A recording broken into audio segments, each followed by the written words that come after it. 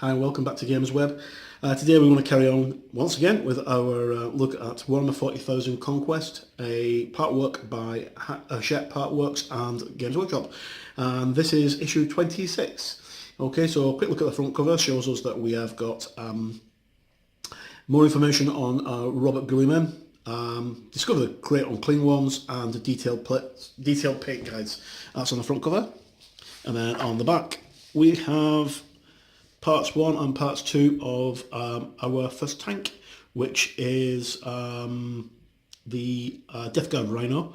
It's basically a normal Space Marine Rhino with Chaos Sprue, which I'm not sure which issue it's going to come with, the 27 or 28, but those two issues will build up to make that tank. Okay, so jump straight in. First things first. Okay, so we get two paints in this one. Well, sorry, paint and shade. The first one is a resupply of Abaddon Black, which you may be running out of right now. The second one is a flesh shade called Reichland Flesh Shade. It's not just used for flesh though. It's a very, very good shade. I'll just pop this open and you can have a quick look. Okay, so as you see, it's like a sepia colour. It's very good for banners. It's very good for cloths. And it's really good for flesh. It's a really good all-round shade. Okay, so into the magazine itself, and there we go, the Age of the Imperium. Okay, so if you haven't guessed, Warhammer 40,000 is set in the 40,000th millennium, 40th millennium.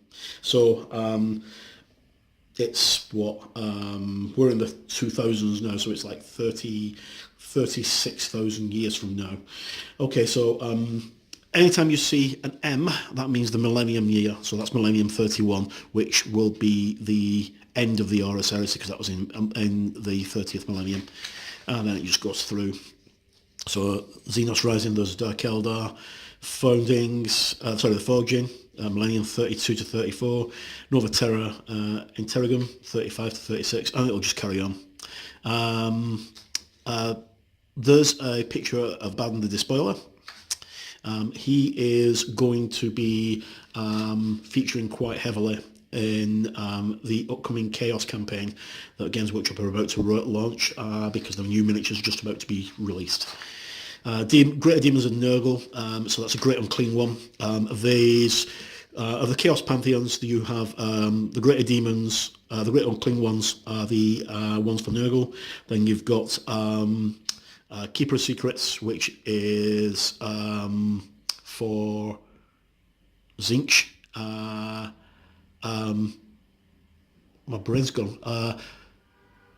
You've got a Bloodthirster for Khorne, and I can't remember what Slaanesh is now. Oh well, never mind. If I can remember it, I'll mention it in the comments. Okay, so more about Greater Demons. Death Guard Possessed. Okay, so what happens when your warriors get possessed by chaos? They start to mutate, and all sorts of horrific things happen to them. Like this guy's got a chaos claw developed, and then we're going up to now the most powerful human, if you can call him a human, the most powerful member of humanity is probably a better way to say it.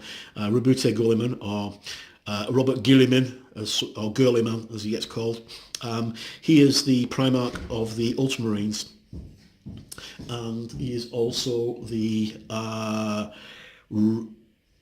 creator of the Adeptus Astartes Codex Astartes, which is the Bible basically that the Space Marines all follow.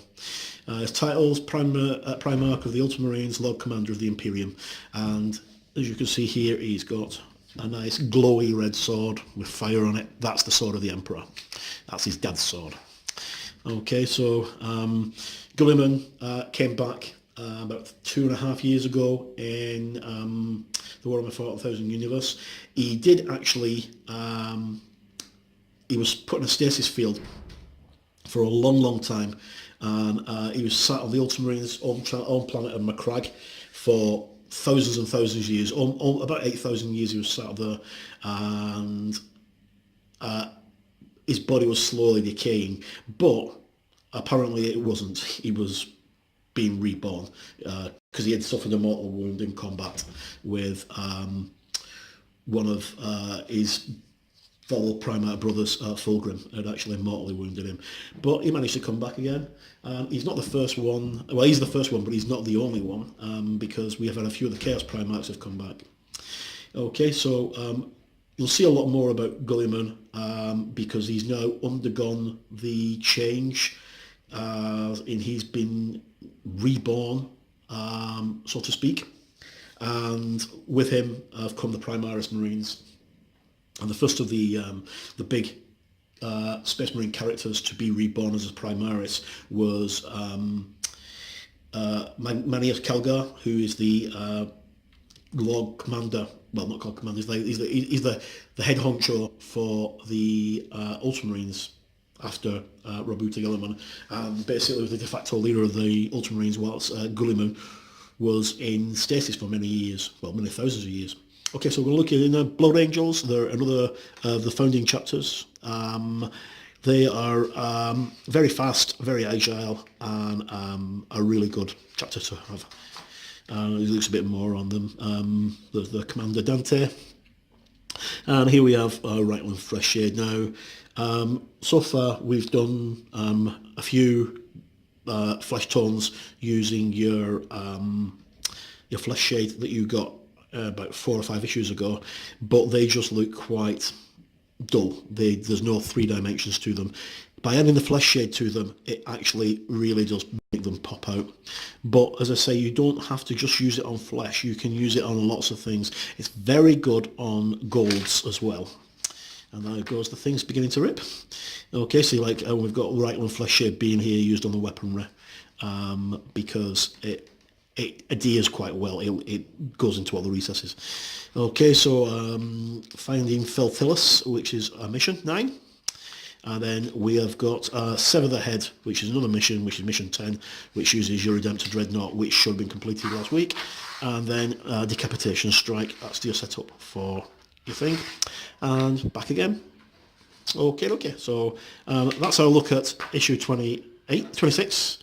We will be looking at, obviously, at issues 27 and 28 when they come along. The next video should hopefully be the quick assembly guide on building your Redemptor Dreadnought. Okay, so as always, there's a fire engine in the background.